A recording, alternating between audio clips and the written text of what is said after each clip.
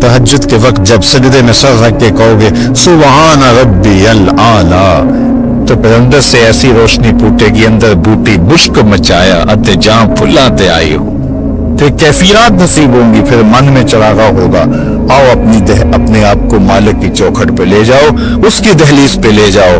ہمارے بزرگ فرمایا کرتے تھے سونے سے قبل 5 انگلیاں بھی گن لیا کرو، 5 نمازیں بھی گن لیا کرو۔ اور اگر تہجد نصیب ہو جائے، کتنے خوش نصیب ہیں وہ لوگ جو سحری کا اٹھنا پا لیتے ہیں۔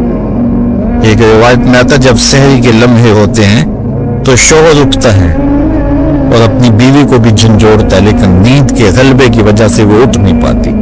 خیر یہ چلا جاتا ہے، وضو کرتا ہے، واپس آتے ہوئے چلو میں تھوڑا سا پانی لے آتا ہے اور اپنی بیوی کے اوپر چھڑک دیتا ہے، تو وہ بھی اٹھ جاتی ہے اور یہ مصلی بچھا کے نماز پڑھنے لگ جاتا ہے، اللہ کی حضور سجدہ ریزیاں کرتا ہے، اور وہ بھی جلدی سے وضو کر کے اس مصلی کے ساتھ مصلی بچھا کے خاتون بھی نماز پڑھنے لگ جاتی ہے۔ تہجد کے سجدے ہیں، سحری کے لمحے ہیں، رات کی تاریکیاں ہیں، کوئی دیکھنے والا نہیں ہے، 2 مصلی بچھے ہیں، ایک پہ شوہر کھڑا ہے، ایک مصلی پہ بیوی کھڑی ہے، رب کی دہلیز کا نوکر اور اس کی چوکھٹ کی بادی دونوں سجدہ ریز۔ حدیث میں آتا ہے جب یہ سجدے کر رہے ہوتے ہیں اللہ دیکھ کے مسکرا رہا ہوتا ہے، اپنی شان کے مطابق مسکرا رہا ہوتا ہے کہ دیکھو میرا بندہ اور میری بندی میرے لیے سجدے کر رہے ہیں، پھر کتنی رحمتیں برستی ہیں، کتنی کرم نوازیاں ہوتی ہیں۔ ذرا اپنی سحریوں کا آغاز سجدوں سے کرو، پھر آپ کو کسی بابے کے پاس نہیں جانا پڑے گا کہ جن آ گیا، بھوت آ گیا، ہمارے گھر میں سایہ ہو گیا، بدروحوں کا اثر ہو گیا، کسی نے تعویذ ڈال دیے، جادو کر دیا، ٹونا کر دیا۔ تہجد کے سجدوں سے اپنے مسلوں کو آباد تو کر کے دیکھو، تمہارے گھر پہ چھم چھم رحمتوں کا نزول ہوگا، کرم نوازیاں اتریں گی تمہارے گھر کے اندر، انوار برسیں گے۔ آؤ اس کی چوکھٹ پہ آؤ، اس کی کرم نوازیوں کے رنگ دیکھو کہ وہ کتنے کرم نوازیاں کرتا ہے، پھر رزق کے دروازے بھی کھلیں گے تمہارے لیے، رحمتوں کے دروازے بھی کھلیں گے، سکون اور طمانیت کے دروازے بھی کھلیں گے، اندر سے روشنی پھوٹے گی۔ تو کہا ہر جان یہ دیکھے اس نے آنے والے کل کے لیے آگے کیا بھیجا ہے۔ پھر کہا واتقوا اللہ، اور اللہ سے ڈر جاؤ، پھر دوبارہ وہی تلقین کی۔ ارشاد فرما ان اللہ خبیر بما تعملون، جو تم کرتے ہو تمہارا رب اس سے باخبر ہے، تم اس کی نگاہوں سے پوشیدہ نہیں ہو۔ آج کہیں لکھا ہوتا ہے نا خبردار کیمرے کی آنکھ دیکھ رہی ہے، تو لوگ سیدھے ہو کر بیٹھ جاتے ہیں، کیمرے کی آنکھ دیکھ رہی ہے۔ کیمرے کی تو لائٹ بھی بند ہو سکتی ہے، اس کا سسٹم خراب بھی ہو سکتا ہے، لیکن جو رب کے کیمرے لگے ہیں وہ سسٹم کبھی خراب نہیں ہوتا۔ کیمرے کی ایک رینج ہے، اس سے آگے نہیں دیکھ پاتا، لیکن مالک کی شان کے ارا زبیبن نملۃ السودا، کالی رات کے اندھیرے میں، کالے پہاڑوں کے سلسلے میں، گہری غار کے اندر چیونٹیوں کے عمیق سوراخ میں جب چیونٹی چلتی ہے تو اس کے ننھے مہین قدموں سے سینہ سنگ کے اوپر جو وہمی اور گمانی لکیر بنتی ہے، تمہارا رب اس کو یوں دیکھتا ہے جس طرح دیوار چین کو دیکھتا ہے۔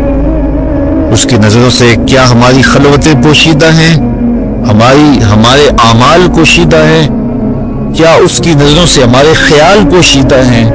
دروازہ مقفل کر کے اگر ہم گناہ کریں گے تو کیا مالک سے پوشیدہ ہوں گے؟ لوگوں سے تو پوشیدہ ہیں لیکن مالک سے پوشیدہ نہیں ہے۔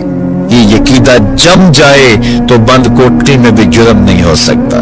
آپ دیکھتے نہیں ہیں کہ جب دروازے مقفل کر کے بت کے اوپر بھی موٹا کھیس ڈال کے زلیخا بولی ہے تلک یوسف اب تو آ جاؤ، اب تو کوئی نہیں دیکھ رہا، تو جناب یوسف نے کہا کالا معاذ اللہ، میں اللہ کی پناہ میں آتا ہوں، تو اپنے اس بے جان بت اور مجسمے سے بھی حیا کرتی ہے، اور اس کے اوپر بھی جو دیکھ نہیں سکتا پردہ ڈال لیا ہے، اور میں اس سے حیا نہ کروں جو 7ویں کوٹری میں بھی دیکھتا ہے۔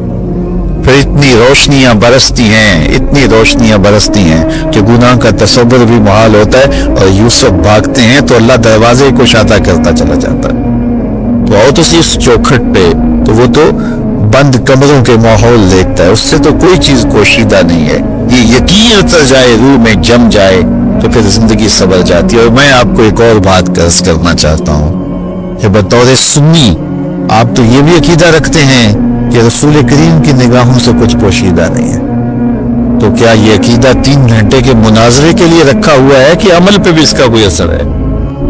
اگر عمل پہ کوئی اثر ہے تو پھر بند خلوت کدے میں بھی جرم کرتے شرم آئے کہ رسول اللہ کی نگاہوں سے تو کچھ پوشیدہ نہیں ہے، پھر ہماری خلوتیں جو ہے وہ پاک ہو جائیں، ہماری جلوتیں پاک ہو جائیں، ہم رسول اللہ کی نگاہوں سے بھی پوشیدہ نہیں رہ سکتے۔ ان کی نگاہیں دوربین بھی دیکھتی، ہمارے رب کی نگاہیں بھی دیکھتی، حضور اللہ کی عطا سے دیکھتے ہیں۔ تو جب یہ عقیدے جم جائیں گے، روح میں اتر جائیں گے، تو زندگی میں نظم پیدا ہو جائے گا۔ جہاں کوئی سیکورٹی نہیں پہنچتی، کوئی عقیدہ نہیں پہنچتا، کوئی جو ہے وہ کیمرہ نہیں پہنچتا، وہاں یہ عقیدہ پہنچتا ہے، ان اللہ خبیر بما تعملون، جو تم کرتے ہو تمہارا رب اس سے باخبر ہے۔ اللہ تعالیٰ جل شانہ نے اس شخص کی کہانی کو بیان کیا ہے جو قیامت کے دن جہنم کی طرف جا رہا ہوگا۔